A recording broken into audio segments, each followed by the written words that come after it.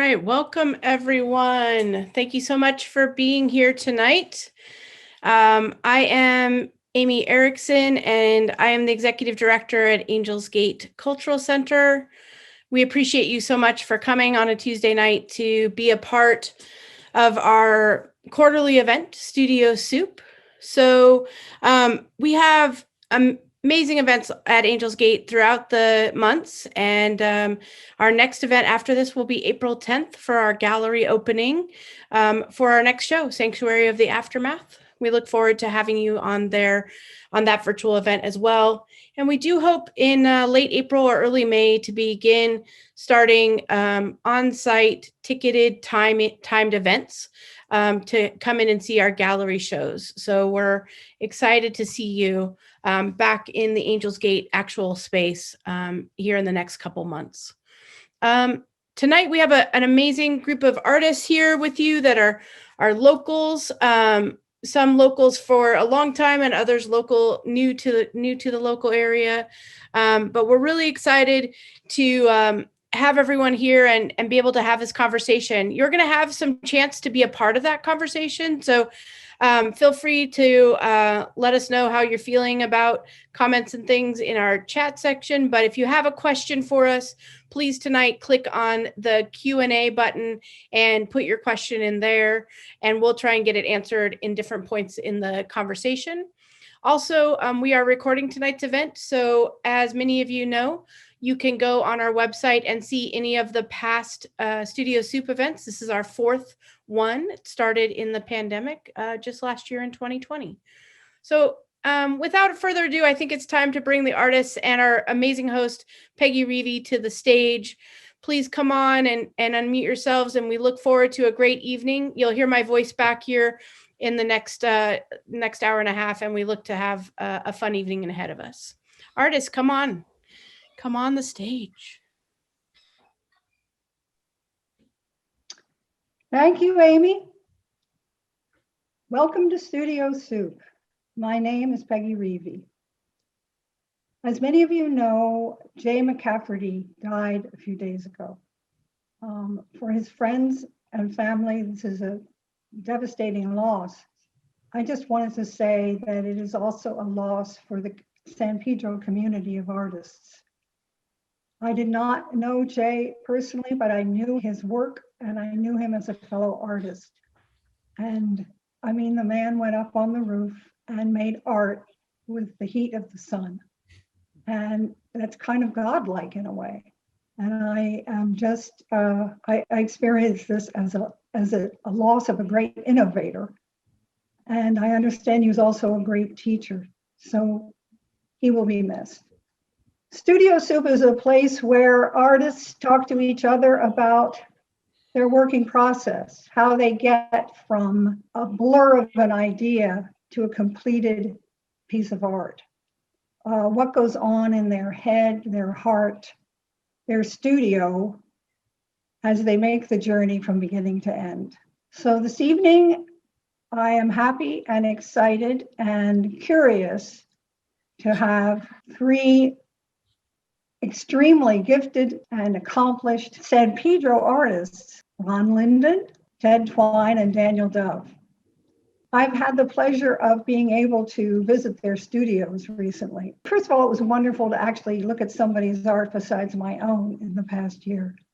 But it was a wonderful experience in the sense that I got a feeling that not only is each of these painters, their work is extremely distinctive one from the other, but also their processes. And not only that, but I think there's kind of a desire and energy that spurs the process that is distinct in each case also. And I'm very curious about this. So Daniel, I'd like to begin with you. I read something that you either wrote or said in an interview about how when you were a teenager, you were very introverted and liked to be alone, and you liked to look for places that were abandoned. And you used to you grew up in Austin, Texas, and you used to drive around in the dark of night and find places. Oh, you were in your 1980s Chevrolet Impala, was that what it was? It was in Malibu, I think. Oh, Malibu, okay. I couldn't remember. And you would find a parking lot that had been jam-packed during the day, but at night it was completely dark and empty. And you would sit there and listen to Depeche Mode and think about life. And I thought, wow, that just paints a great picture. And I feel like what you were looking for there, I think that has a lot to do with what you paint, how you paint. Can you talk about that? Yes, it's funny. I don't recall anything about that interview, and yet all the facts seem correct. So I must have given it.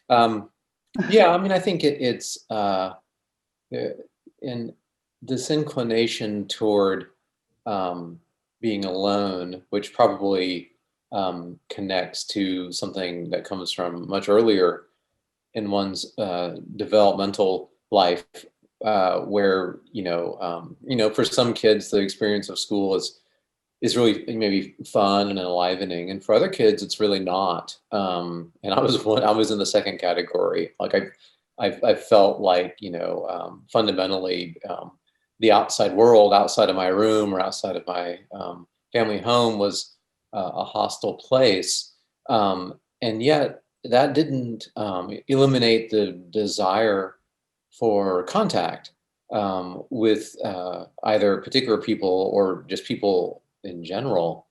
And so it may be the case that there was something about the empty parking lot, and it wasn't completely dark. I don't want to sound too creepy. I mean, it had its parking lot lights were on, but something about that still has the residue of there being like the crowded masses, but then the solitude at night to essentially be unseen. I think, and that was probably the most important aspect of it.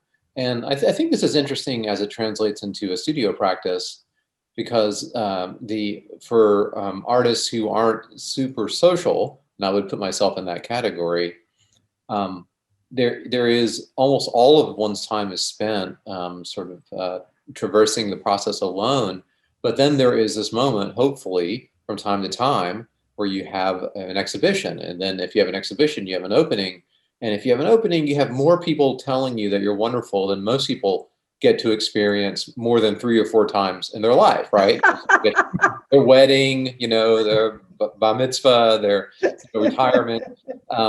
And as an artist, you get this, you get to have this experience, which is very, very strange, very, very different than the self-imposed isolation of just making. But it starts to create this kind of very long phase rhythm between being alone most of the time, but all the time you spend alone, you're actually making a thing that's being built to be exported to other people.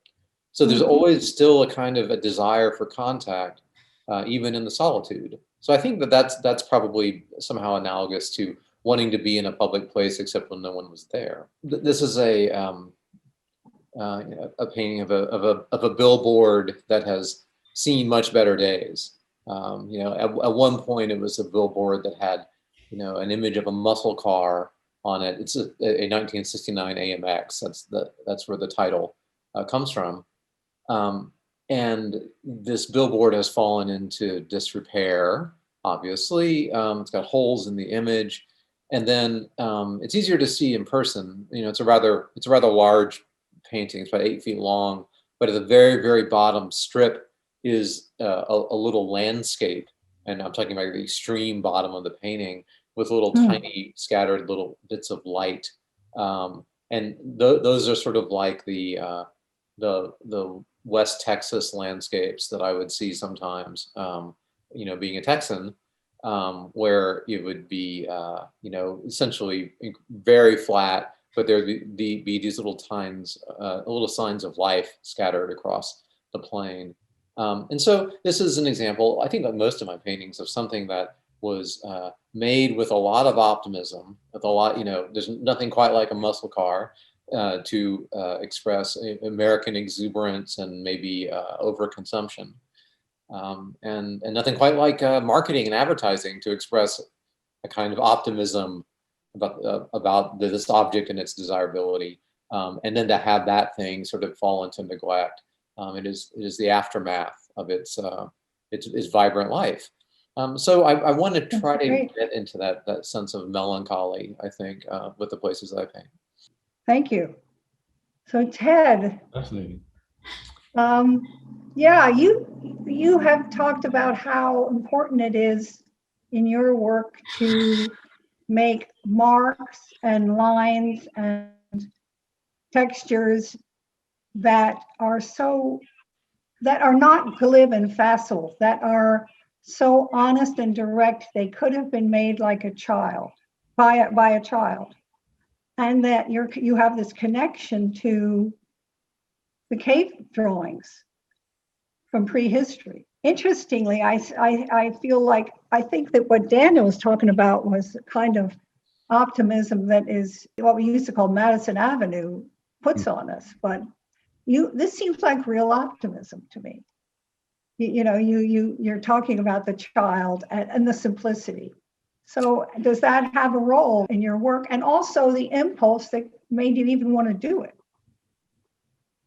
Yeah, well, the childlike quality that I strive for, it kind of, when I think about it, it takes me back to some reading I did in my early days of a biography of Picasso, where he talks about how he spent so many years perfecting his drawing technique and becoming a great draftsman and all this stuff. And then he spent the next several decades trying to unlearn all that so that he could really get the immediate sensation of creating like a child.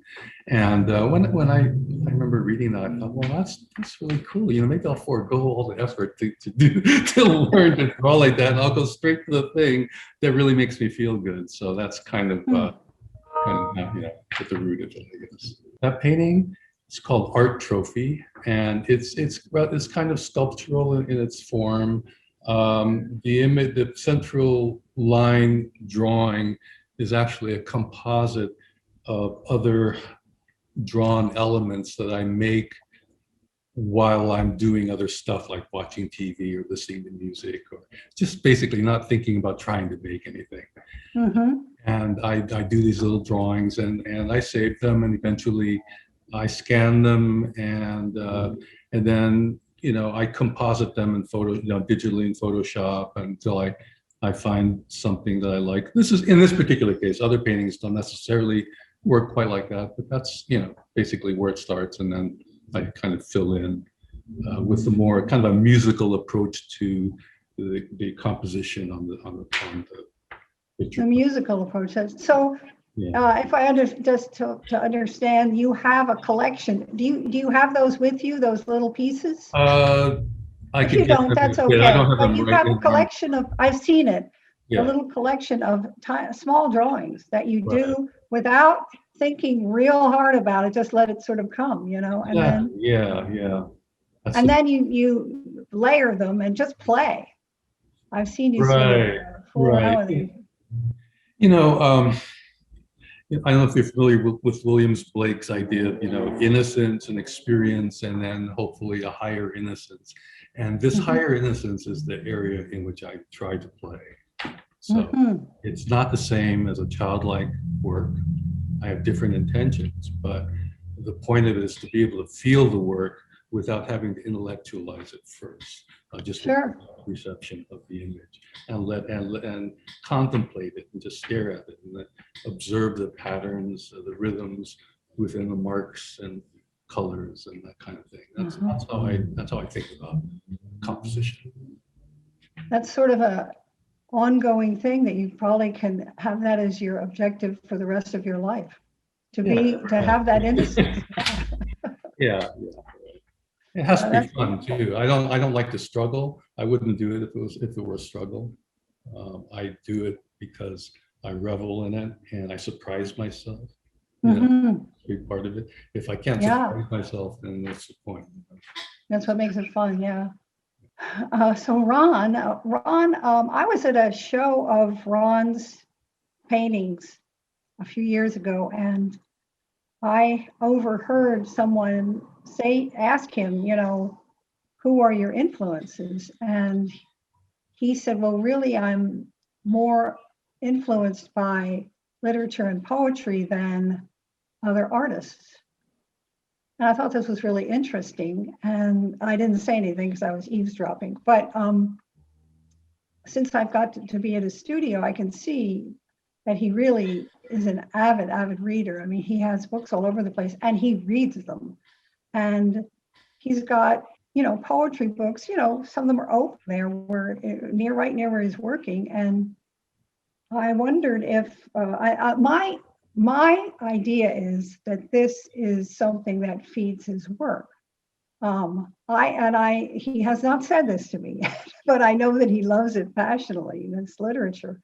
And I asked him if he would be willing to read a poem that he read to me that day because that he really likes. Do you want to do that, Ron? Well, let me say one thing. Okay. I think that literature informs my thinking and my work. And I think that I was thinking about our conversation, Peggy. Mm-hmm. I was thinking about, a little more than this long past year ago, I was trying to work up a press release for an exhibition that was never seen in person at Harbor College because of the pandemic and the lockdown. So that puts us sometime in early March, trying to finish up this press release. And I recalled something that I had read by one of my favorite American poets and novelists, a fellow named Ben Lerner. And he was writing about another poet that he admired. And he invoked Wallace Stevens, a poet active in the 1930s and 40s in the United States. And he excerpted something from something that Stevens wrote called Excerpts or Notes for a Supreme Fiction. And in it, he said, I'm going to read this a little bit to you. I won't bore you. He said something like Wallace Stevens' notes toward a supreme fiction, pushing himself to work against his unmatched fluency, trying to hit an off note given his perfect pitch. For it can be wrong to get song right if you are suspicious of any glib resolution or false consolation, if you are committed to exploring the contradictions of art making in dark times, if your paradoxical task is to represent what escapes representation. And when I looked for this and found it, I thought it was very, very descriptive of the work of the painter Katie Crow and the sculptor Colleen Sterrett, because their work is eccentric. When you look at it at first read, it's so off balance, so off kilter, yet formally resolute. So it's all about signifying and erasing and starting over. And this, I hope this doesn't sound too opaque, but this, I think that this applies to visual art as well as to poetry and writing in general. Does it apply to your work? Can you talk about it in relation to your work? I hope so in some way, but my work has largely been, you could say, all over the place. And so these things come into my head, whether I'm, well, there's an example on the screen just taken from the studio wall. And one is this weird, stark black and white geometric.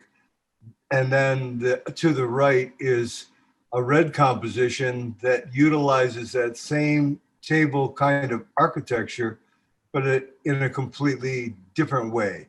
And there are like little things hidden in the red painting, which is like a piano shape and ghosts and so forth. So those are kind of two sides of the same coin as far as I'm concerned. And then Bill's Hand, which is inspired by a drawing that Bill Crutchfield gave to me. He was a prolific draftsman and a funny painter and sculptor, a great San Pedro artist. And he gave me this drawing of his hand. And so I blew it up and made a big deal out of Bill's Hand because I had so much respect for Bill's hand. And like, this is like a measure, this measuring stick painted over here. So it's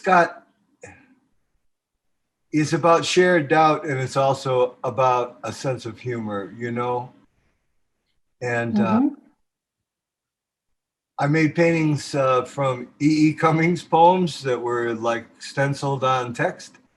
I made paintings of Bacon interiors that were modeled after the novels and films of Alain Robbe-Grillet, The Labyrinth. You know, this guy could construct a novel without any characters ever speaking or being visible in any scene. They were completely descriptive and vacant. Yet the reader was able to construct the events that occurred before, during, and after. And all this kind of fascinates me. I think it, you know, it really interested me. We talked a little bit about this when I was in your studio. That quote you read about, I forget who the man was that said it. He was talking about Stevens, I believe. And he said that you want to, if you have this facility and you want to, a little bit like what we were talking about with Ted, you want to avoid being too facile or glib. He even used the word glib. Yes, yeah. So you want to try to, you know, all the right notes. You want to try to hit some wrong notes, or you can't make it come alive, basically, is what he's saying. Yes, it's very true. And I thought it was very apropos to that show of Katie Crow and Colleen Sterrett. Yeah, no, I've seen that. But I just am interested in connecting it to your own work. It's really, so you, yeah, and that you literally have taken an E.E. Cummings poem and put it in a painting, because he, and I know you love his poetry, he threw, you know, the, you know, grammar and everything else up in the air. Yeah. And let it land where he wanted so that he could do it wrong and thereby free himself, you know, and so it makes it great poetry. It's like, yeah. Hilarious writer and a prankster, yeah. Can I share a quote from another writer, since we're talking about writers? Oh, yes, sure, of course. Vladimir Nabokov, for whom English was his second language, but he's far superior to most, native English speakers. The creative work of the mind is based upon a happy agreement between the rational and the irrational.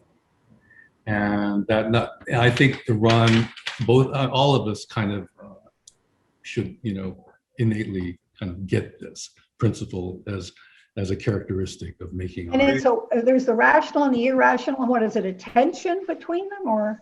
Well, he calls it a happy agreement, and I actually thought about that. Well, it's a happy agreement if it could be a resolved tension that becomes a happy agreement. There needs to be some element of tension, So if it were too facile of an agreement, it wouldn't be very interesting.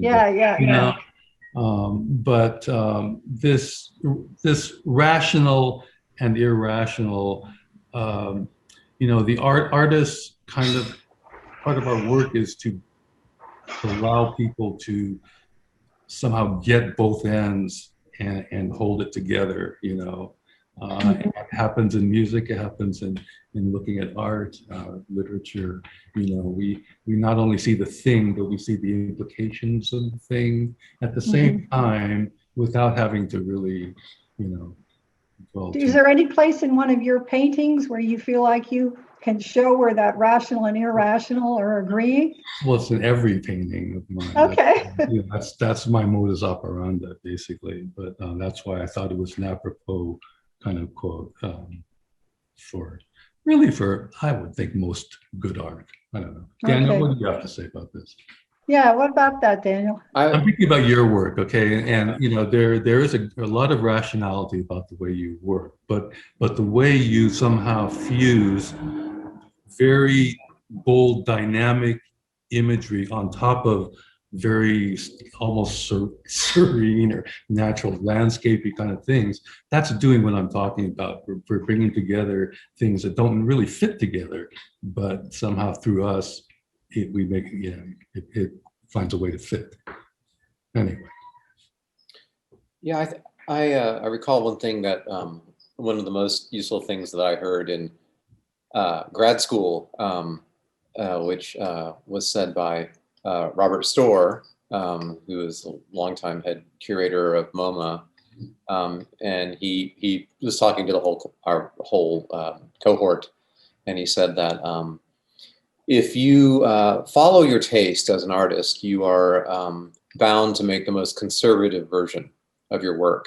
And he used the example of somebody who likes Morandi, and so they make Morandi-like paintings. And then he went on to say, if you try to solve a problem with your work, then you get out to the more adventurous aspects of your work. And so I think that this is an idea that can translate into essentially anybody's practice and anybody's language. That key aspect of there being a tension between things, and that the work seeks to try to resolve them. And in a lot of my work, a lot of the time, one of the central tensions that I pursue is between the kind of atmospheric perspective depth of landscape and then an implicit flatness that will come out of the, maybe it's the compositional structure. It's having lots of, repeating shapes. Sometimes there's a grid substructure to everything. Can you talk about it in terms of this painting that we're looking at? So this is a painting that is fundamentally built on a grid, in which so you have this cauldre-like sculpture in front of this thing that's like a building with the face sheared off. But each of the shapes of the cauldre that are floating, they all actually fit into a grid structure that aligns with the grid structure that the rooms of the building fit into. And then that grid structure continues out into the sky in a very subtle way, where you have these very, very subtle shapes that aren't really part of anything physical. And so this is an attempt for me to have, one piece of cake in which I'm getting this, large scale object to be in front of another large scale object on the scale of landscape, and with the space of a landscape. But then I'm using the most flattening compositional device that somebody can use, which is a grid, and sort of jamming each shape, not just of the cauldre sculpture, but also the pieces of the building that are sort of hanging down. Each one of those also fits somehow into one or two units of the grid. And so that would be like a double unit one. So if one were to sort of take this painting, you could find that all the lines of the building and the sculpture, if you extend them out, they form just a completely, Now I would consider a grid a very rational form. So now I'm going to try to be less rational. I'm going to ask you, is there any way in which it's like the feeling you were looking for in the parking lot? Like you're looking for you paint ruins, things where things, as you said, I think you've said, after the most optimistic time comes the collapse and the entropy. And we're seeing something that is decaying and falling apart. And do you find that feeling, that kind of the beauty and sadness of this entropy? Are you looking to mirror that in a sense? Something that's in you. I mean, is there an emotional component to this for you? Yeah, even though I think that I differ from a lot of artists in that I don't. I think I'm very far from an expressionist of any kind. Mm-hmm. And I don't place spontaneity high on the list of virtues for my own practice. And I think that's actually, I don't hear many artists saying that, even though I like to see another artist's work. But yeah, I think that when particularly dealing with modernist motifs, you know, whenever a culture refers to itself as in its time of modern, it's a, you know, a modern time, they are thinking of themselves as being at the height of their cultural arc. And so if we truly do live in a postmodern time, then we're living somewhere in the aftermath of that peak. Yeah, and this, I have to connect this not just to the parking lot in Austin, Texas, Sure. but also the 5 years I spent living in Cleveland, Ohio. Right. In which I really actually did stand alone in front of giant factories that were, you know, once the engines of American commerce that were now just, you know, hollow shells.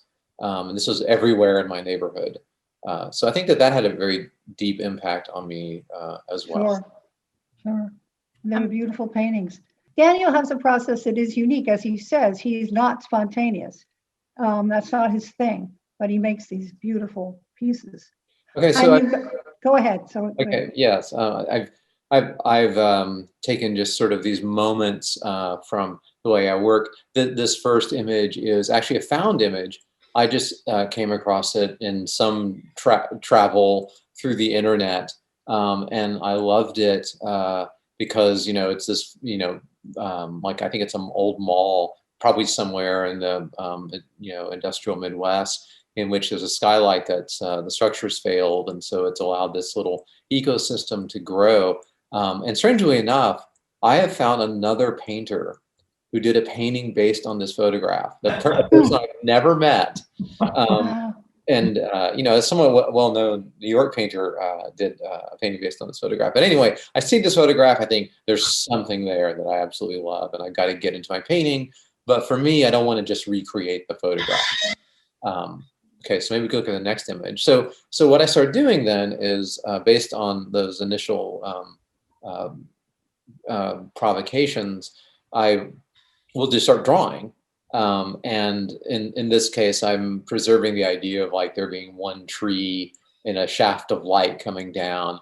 But I'm thinking about these old theaters in places like Detroit that had this really wonderful ornament in them everywhere that have, you know, become ruins, and they've been pillaged. And so I do a lot of sketches. I think I only included one, but I do a lot of sketches. And then I'll move up to a painted sketch on a little piece of gessoed paper, which I'm trying to figure out like what the actual, you know, color range is. So this is the first time that I'm getting this kind of tree, and it's sort of a you know, transitional Mondrian tree, in that it starts to, you know, grow into a kind of grid shape in front of a backdrop. And then here's another painted sketch, because I still don't feel like I'm far enough away from the photo, or there's something about it that I'm not clicking with. And this is the first time that I really got a hold of the ornament that I wanted to use, and the way I wanted that to move through the entire painting. Wow. So in order to have that ornament, we can go to the next image. I built it actually in 3D modeling using SketchUp, because I knew that you know, rendering something like this in a kind of curving perspective was you know, just going to be an utterly error-prone event. So I made this, and then actually had a stencil made from it. So I think then the next image would be, I had a stencil made of the 3D model, and then I also hired an architecture student to build me like a little set that had some of these elements. And the great thing about student labor is that you can radically underpay them. They have no idea what they're worth at all, and so you can just rob them blind. And so this is the angle from which the painting is made. And I'm actually looking at this to try to get color from life, even though the thing that I'm painting is a complete fabrication. It's inspired by a photograph, but so this is the final painting. It's about 10 feet long. Wow. And one of the things that's very hard, I think, to get from reproduction is the fact that all of the ornament that's curving around the structure of the wall is actually a very thick layer of paint that's been pushed through a stencil. And so it's actually raised up about a quarter, maybe an eighth of an inch off the surface of the painting. It's all one big smear of paint, all of the ornament. Wow. So in person, I want it to be both like very delicate, and at times it's like realist, and at other times it's very explicit in its process and also material, to where it's almost like the painting surface breaks down at times as well. So, Well, do any of you guys want to say something about that? Daniel, how large was that model that you had your student make that you used? it was probably about 2.5 feet wide. Yeah. Large, okay.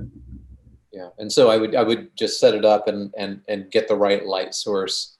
And so the photograph that I had in the PowerPoint wasn't with the right light source in it. That's just the object. Right. But it was, once lit, it actually gave me color information to paint from direct observation that I can then apply to the painting.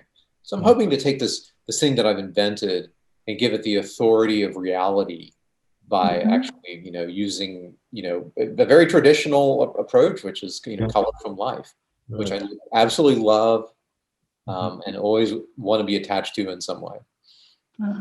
So, but it seems to me just interesting that as I looked at that painting, okay, it's not spontaneous, but man, it's just going all kinds of places that most people's minds would not go.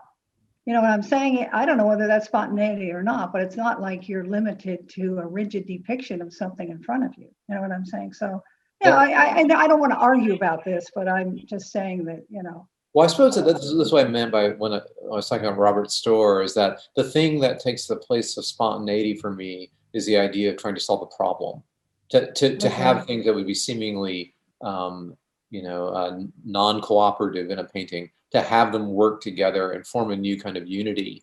And so it's not spontaneity per se, but it is a way of having to adapt your mind to conditions that aren't just about following a model you've seen in the world, or following one's own taste.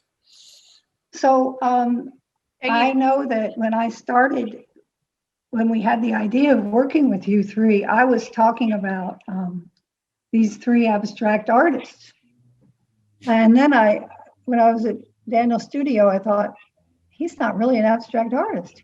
He's an abstract realist, because when you see his paintings, he absolutely, he does.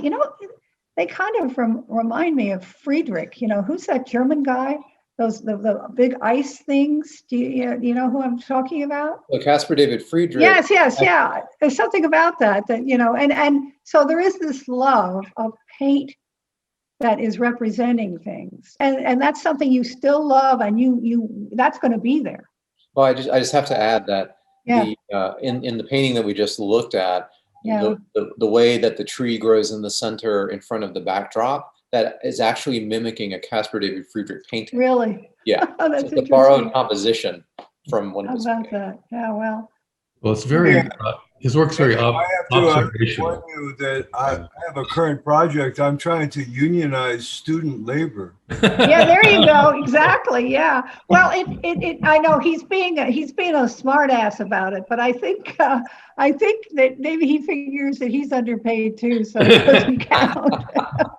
It trickled down on underpayment. Yeah. Right. We do have a question from the audience, and I'd love to jump in with a question. Ted, when you were talking about aiming for the higher innocence, can you tell us, do you have a personal process to prepare yourself to paint, to go to that higher place? This can really get me off topic if I start talking about it. So, maybe, by way of background. So I spent basically my early 20s, in Asia, and living in Japan and India, and traveled through Asia and stuff, and then really focused a lot on, Eastern philosophies, Buddhism, things like that. You were born in Japan, is that right? Yes, I was. Daniel and I share this one thing in common. I don't know if you mind talking about it, but basically, I'm a child of the Korean War. My father, a black GI fighting the Korean War, met my mother, who's Japanese, in Japan, where he was based. And I guess, Daniel, your father served in Vietnam, if I'm not mistaken. Your I mother. just met my mother, who's Vietnamese. Yeah. And so we're like 20 years or so apart, but, sort of byproducts of these two wars, Yeah. and this, we can decide if we want to talk about this later, but I was going to say, Sure.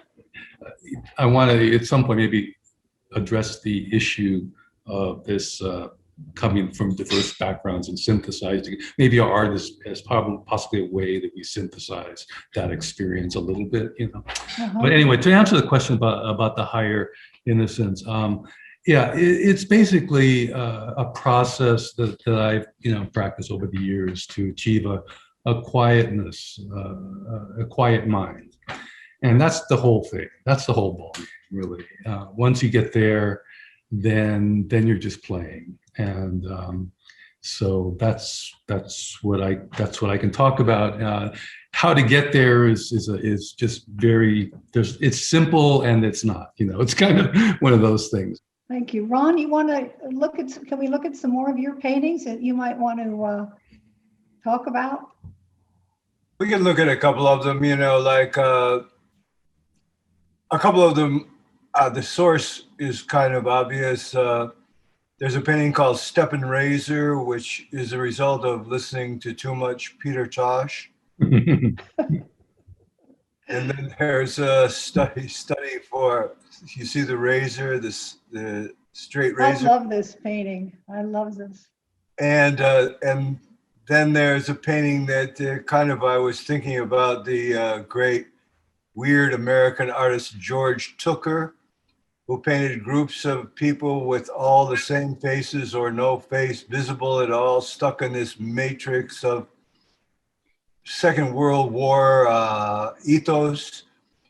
That one is called Study for Eyes. It's a rather shitty looking painting, but that's part of my aesthetic. Right. That one, Colleen, is called Study for Eyes. Oh, Yeah. cool. So I think it's great.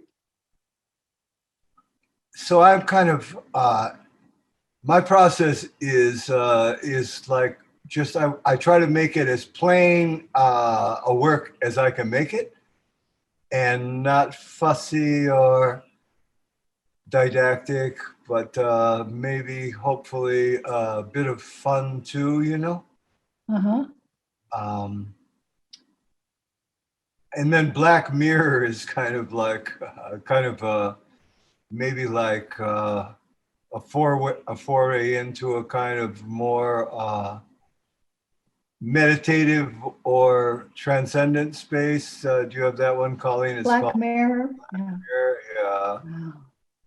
And I've used that funny architectural podium shape as a rostrum and a pulpit and so forth. So I guess that just is my way of showing that I'm kind of all over the place. Peggy, can I interject something here? Yeah. So, look, I'm glad he's showing this image, because this is kind of something I wanted to talk about.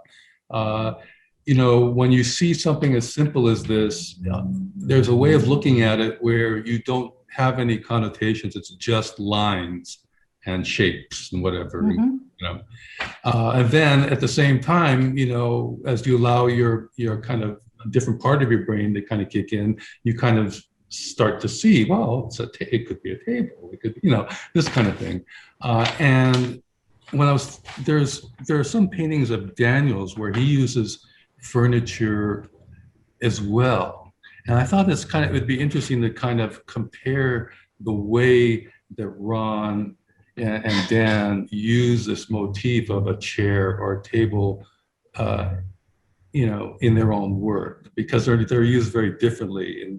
And Daniel's Definitely. work is painted, the chairs function somewhat differently. They're part of a larger narrative, but then they also have their discrete, elegant shape Right. too.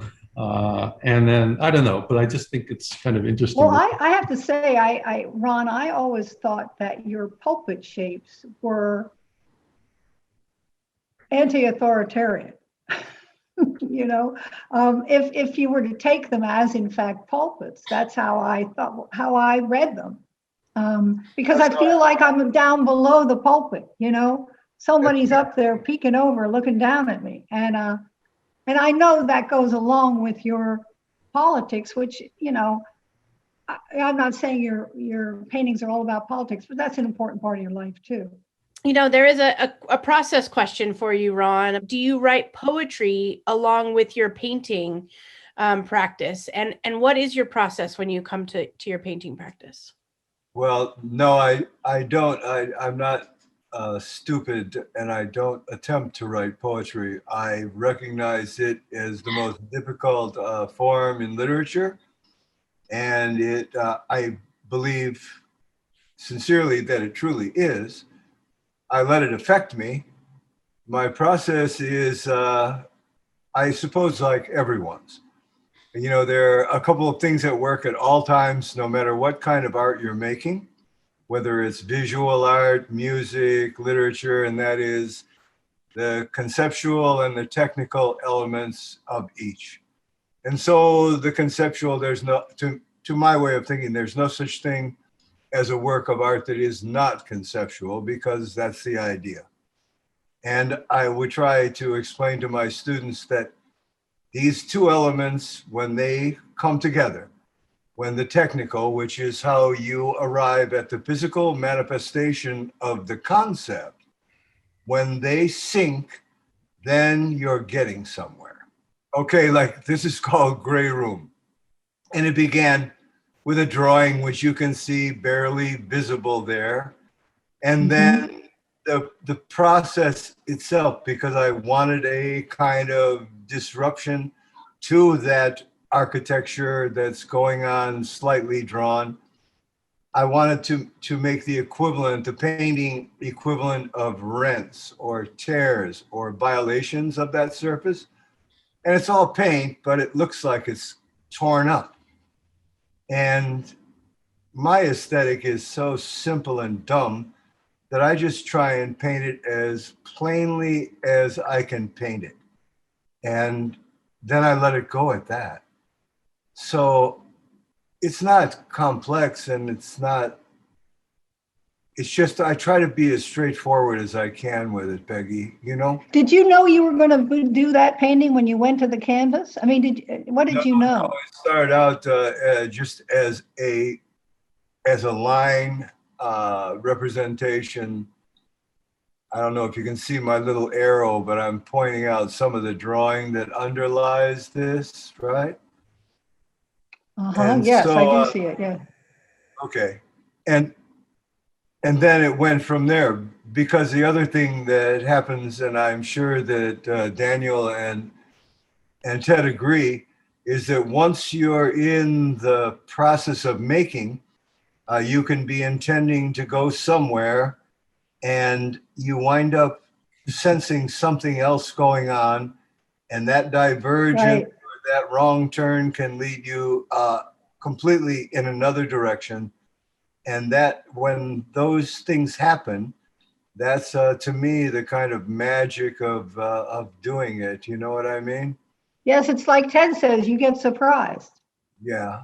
And yeah, no, that's wonderful. Yeah, it happens on the canvas as you're working. The process is, to me, it's not about any kind of fancy technique. It's about just being involved and then following. When this happens, you are in some kind of a different zone. You know, it's like when suddenly a guard can hit 4 3-pointers in a row and he is unconscious. That's what happens when a painting's working. Right? I would like to ask Ron, so when in that last painting you showed, did you do a prior sketch wherein you had the black areas already painted in along with the line drawing, or did they come later and during the process of Yeah, the rents came later. They came out of a frustration with what was going on with that the general matrix in the painting, you know? Yeah. And that frustration led to what I consider to be kind of like the violations or the contradictions in the painting. Does that make any sense? Yeah, yeah. And also, it's a point of extreme contrast because they're black, and you use black in your paintings much like I do. You know, it's sort of like it looks like a void from which, you know, like behind, so like there were tears in the, so whatever is on the surface, and that's the void behind it. You know, kind of seeping through at various points that you know. Amy, I saw that there was a question. Yeah, we have a few more questions. Oh, good. So let's start with this one. How does living in San Pedro inform your art, or would it be the same no matter where you live and work?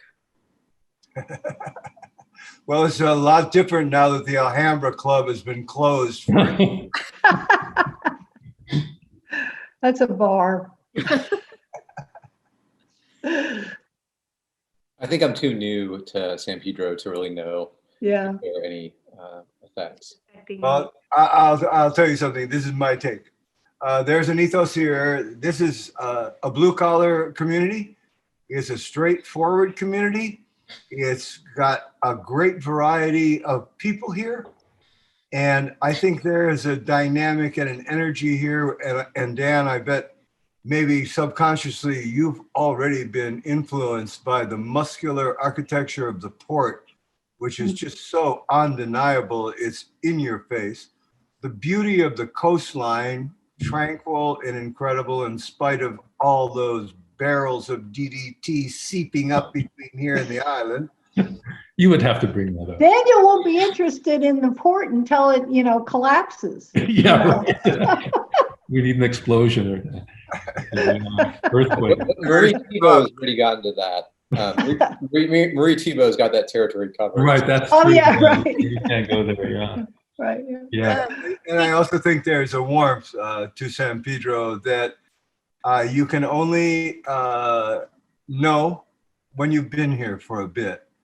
And it's a very embracing community. And I hated to see Harborview House go away. Peggy, you probably recall the Living Museum up on the 4th floor. And Yes, they had a wonderful program there. Yeah. Art program, yeah. Yeah. Yes. So there are so many halfway houses and Beacon House. Those guys are amazing. They're part of the. And so this affects your work, you think, Ron?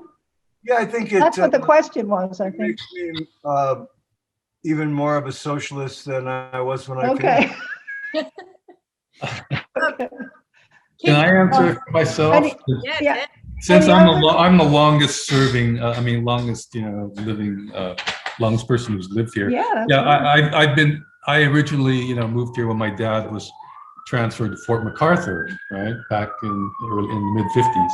And I went all through school here, and I just feel really comfortable here. It's just like all the things that Ron is talking about is why he appreciates it. All those things apply to me as well. But in addition to that, there's that connection I have from growing up here and knowing that the areas so well. I've been everywhere in this place. I could probably show you places you haven't been to. So Sure. it's my kind of it's my happy place. It's where I was fortunate enough to get this building in the mid 80s so that I have space to work inside. But I really do enjoy the community. I walk around this town a lot, between here and the bank and post office and everywhere. And So it's a comfortable place for artists. And Daniel will find it to be so too. Yeah. Any other questions, Amy? Well, you were talking about Mary Thibault, and we have a question from her. To the panelists, Okay. what contemporary painters or artists are most interesting to you? Probably my favorite contemporary painter is Terry Winters. I can't think of anybody else right now that really rings my bell, but I love his work. Let's see, David Rowe was another painter I loved. How about you, Ron? You got anybody? Yeah, there's kind of like too many. I love Katie Crow's work also. No, there's too many to name right now. And in terms of the timelessness of things, I have always had a reverence for the late Philip Guston, and I resent the fact that his exhibition was postponed. Yeah. Like one of the finest learning moments in our time, and postponed out of fear and ignorance and political correctness, which is not right. I think that there are some outstanding artists. I'm a fan of a lot of abstract painters. Amy Sillman, I really do admire her work. I'm trying to think. I'm worn out of some artists that that I liked early on, but no, I'm not going to try and name any. Yeah. There's so many of them. Did you say any, Daniel? I not yet. I wouldn't. I don't know to what extent these are influences on me. I mean, there's some of these. They're just something you like. Yeah. Okay. So when I think about like the contemporary painters that I'm most struck by, I have my most sort of intense moments with. One of them is Dana Schutz, who I think of as having having let's say taken a lot from Philip Guston. Another is Mark Bradford, who, like when I saw his show, I think it was in San Francisco, it was one of those moments where I felt like it just, my butt had been kicked all over the museum. I think Kerry James Marshall is a really, interesting and complex and great painter, and Toma Apps, the abstract painter. I think is wonderful. And so there are a couple of those, like I could get somewhere in between Mark Bradford and Kerry James Marshall maybe. I don't see how Toma Apps would ever affect my work, but I'm really struck by her painting. Yeah, you can still admire it. Yes, yeah. And I agree with both Mark Bradford very, very much. Dynamic. That show at Hauser and Wirth was excellent. Yep. That's great. Daniel, I wonder, or one of our guests wonders, how much discovery occurs in your painting process in that final painting versus the studies that lead up to it, and maybe if that happens for you, Ted, as well. Do you find more discovery in that final painting? Yeah, I want to answer that specifically, and then maybe slightly more broadly in terms of things we've talked about in this conversation. So specifically, for me, most of what happens in the final execution of the painting is actually not captured well in reproduction, because I actually really want a varied and robust surface in terms of paint.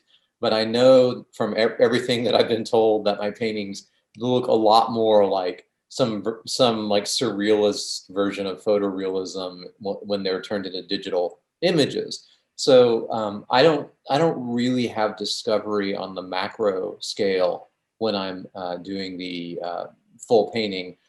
Even though whenever you're scaling a study up to an 8 or 10 foot canvas, the drawing and composition always changes. It just never feels the same at small scale and large scale. So there's a lot of adjustment that goes on in the drawing. After a certain point, though, after a certain amount of planning, I'm basically trying to orchestrate sequences of material to become compelling. In a more general sense, I think that this is interesting. Ron was talking about that moment where you kind of, you hit 4 3-pointers in a row while being unconscious. And I've had a very long-standing, fun kind of debate with an ex-professor of mine from grad school, who's always gotten on my case for being sort of over-determined and planning too much and not spontaneous enough. And my what I always say to him is, I bring up this great Holbein painting of Thomas More. It's in the Frick Museum. And I say, his name is Dan too. And I say, Dan, do you think that painting of Thomas More was he started off and it was a shark, and then he kind of found his way to where it was like an abstract painting, and then he kind of eventually, just discovered Thomas More in the painting, and it's like it's now just trolling. It's not even a debate anymore. But but my point there is not to at all discount that moment of discovery that I think so many painters, so many serious painters talk about as a byproduct or a main product of the process, but rather that there's something distinctly, for me, there's something pre-modern about the way that I think. This is part and parcel of spontaneity. Like I love those giant 19th century painting machines that you never could have gotten to with spontaneity. You had to plan them meticulously because there are so many moving parts and they're so complex. But I love my 60s Joan Mitchell as well. So that's touching on some points in the conversation. Sure. Yeah, I think it's, of course, you want to be able to love work that you would not do. I mean, I love abstract art, and I have no idea how any of you do it. I would not know how to begin, and I would not know when I was done. So that's one of the reasons I'm fascinated by it.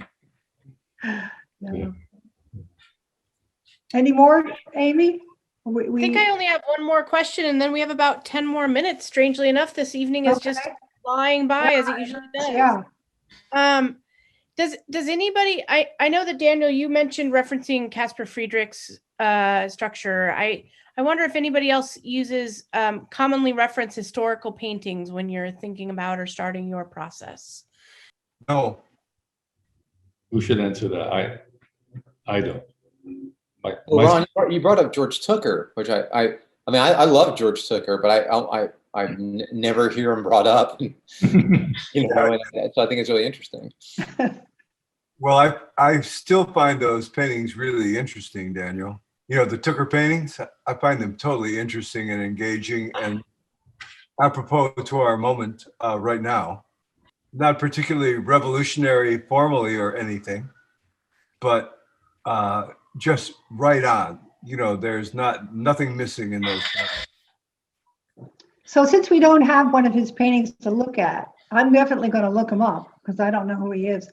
But I was thinking that one of the questions that Ted suggested that we talk about is, why do you paint? I mean, there are so many there's endless numbers of ways to be an artist nowadays. And it's why are you guys painting? Can't do anything else.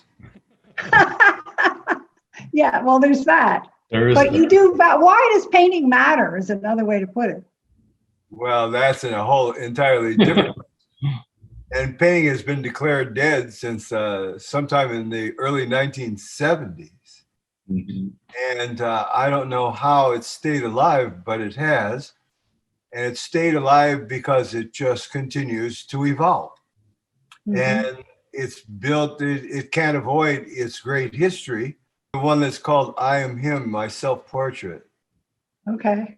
That explains why I paint, yeah. I think. Yeah, there it is. That's flattering, isn't it? Beautiful. That kind of explains it. How else are you going to do that? It's interesting, that, Ron brings up the fact that painting has been declared dead and then resurrected and killed again and resurrected again. And we live in a culture that is, there was a discourse like in the early stages of postmodernism, like in the 80s and 90s, about living in a kind of schizophrenic condition of having an image-saturated world. And those people weren't even anticipating the internet. And so whatever they were talking about, channel surfing through 100 cable channels is multiplied order of magnitude when you're talking about the kind of stream of endless imagery. So we live in an ever more image-based culture, but there's something about painting that it has a physical embodiment. It has a specific scale in relationship to the body, the way a digital image doesn't, which digital image can be blown up or shrunken down. And painting has this thing that, I don't want to get too, sentimental, but maybe this is something that Ted feels very connected to. And we talked about cave painting, there's still that thing about the physical index that a person was present. That I'm not meaning to discount digital painting. After all, digital painting just sold for $69 million, making people the third most expensive living artist. I know. So I mean, who knows, right? Like what goes on in that medium, how it matures, but Yeah. it's never going to have, no matter what they say about the blockchain, it's never going to have that physical index of a human touch. And I think that the fact that even though our lives become more and more virtual, and boy, the pandemic has exaggerated this effect, we still have bodies. We still have a lifespan. We still notice continuous changes, evolutions to ourselves as a physical thing. And ultimately, however virtual our lives become, we have to relocate ourselves in the body and the senses of the body. And I think painting does this in a way that digital imagery can't. And Yeah, that's that's really true. And also that bodies decay and experience entropy, and we're all our bodies are headed in the same direction. We're going to die, and that actually is much more creatively inspiring than something that's going to be digitally exist forever. I mean, it's just part of how the world is. That things die and things are born. I'm getting too. Yeah, I want to echo. I want to Yeah. echo what Daniel was saying about the body, because I do think it's key to why we paint to some extent. The scale partly, but it's also using your whole body. You have to use your whole body to make a painting. And I enjoy all aspects of it, from building stretchers and stretching canvases. Not too much, but I do enjoy the physicality of it, and painting is very physical. A lot of my process is not. A lot of my process is digital, but in the end, I have to execute the piece, and that's where I really am using my body and my and that physicality, that scale really is impactful to me. The whole experience of putting mixing the color, and putting it on there, with my whole body, including my arm and hand.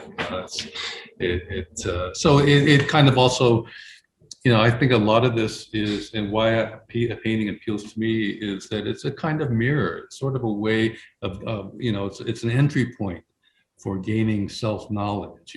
What you choose to make, what you choose to put out, though it reflects where you are, as a spirit or whatever. And so that's a lot of the value of it for me. It just reflects back on me in a very playful way where I'm at. And it has a lot to do, for me and myself, it has a lot to do with centering and kind of taking in a lot of different things and holding contrasts together within myself and within what I make and what I look at and stuff. So I think Dan's kind of attitude towards it and analysis of it is very right on. And I think the material, physical fact of painting separates it from all other mediums. And I think that painting also has this potential to slow things down. And I'm an advocate of the slow read, in visual art. As I am, I think, in literature too. I remember being very taken by something I read. Students often complain, well, I don't read because I'm a slow reader. And the author said, well, slow careful reading is showing your respect for the writer, for the author, for the artist. And I think probably all of us share that idea that the long read is very rewarding. I know my paintings don't reflect what I'm about to say, but I try to make things attractive enough that you'll stop for a moment and allow that longer read, and hopefully it'll be rewarding, So So you want to talk about this painting? This painting is like, to me, this is just funny, and I hope you see it as funny too, because I think a sense of humor is important. Right. It came right after Step and Razor, which is Mhm. I think also funny, my kind of Peter Tosh inspired painting. And well, there we go. That was just go through them fast because that's the best for me. And we want a slow read. No, I mean, with what I've selected, Peggy, Yeah, okay. with what I've selected. Daniel, you said that you could fill any vessel. So I think you should start to talk right now. What I was referring to was Professor. being an academic, Uh-huh. it's one of the things about academia that I love being a professor, but there's some inherent contradiction in being a professor of art in that, particularly if you are connected to the medium specific virtues in which your students are working and you're teaching, is that you can spend all day talking about like what the value of the touch might be, or what the value of surprise might be in terms of process. But no matter what you're talking about, whether what topic or what discipline or medium, you're always using language. So uh, the academy is a linguistic turn within art, and it is, I think, responsible for better or worse, the dominance of conceptual orientations in artists, because in lots of Like, schools. what do you mean by that exactly? Like, what conception? What I mean is that there's some kind of program or idea that is prior to the choice of materials or the choice of methods, or so it doesn't come from this kind of haptic, experiential thing. It comes from intellection first, and then making, to the point where the thing you're making might be an illustration of the idea, or even to the point where what you're choosing to use to make is all tuned to the idea. So that could lead you to complete non-medium specificity. And it's the So, yeah, art. I remember hearing you say that you wanted to be sure you were when you painted, that you were in dialogue with other artists, that you were communicating with other artists. Can you talk about that? Yeah, I mean, I think it's I forget who said it, but it was I think early 20th century painter who said, like, we have to forget about the old good stuff and concentrate on the bad new stuff. And I think that was maybe a little bit exaggerated for effect, but the idea there, I think, was that your life can't be, if pursued to the highest ambition, your life is not to be circumscribed by nostalgia for a lost time. Okay. There's real quality, right? And so you need to take the world that you're given, and with all of its flaws, and then that's the world that you participate in. And that's what I mean by being in dialogue with other contemporary artists, is that I love Vermeer, but to make something that looked like a Vermeer now would seem like a purposeful anachronism or an homage. And so, if we're going to deal with the complexity of our world, which includes, the garbage aspects of it, then we need to deal with the culture that we were born into. And this is, by the way, not to get too political, but this is one of the things that's so terrible about the Make America Great Again. Okay, yeah, we better, yeah. Listen, you guys, this was really fun for me. I hope you enjoyed it. Thank you very much for being here and for really jumping in. And yeah, this was good. I almost felt like we were in a living room or something.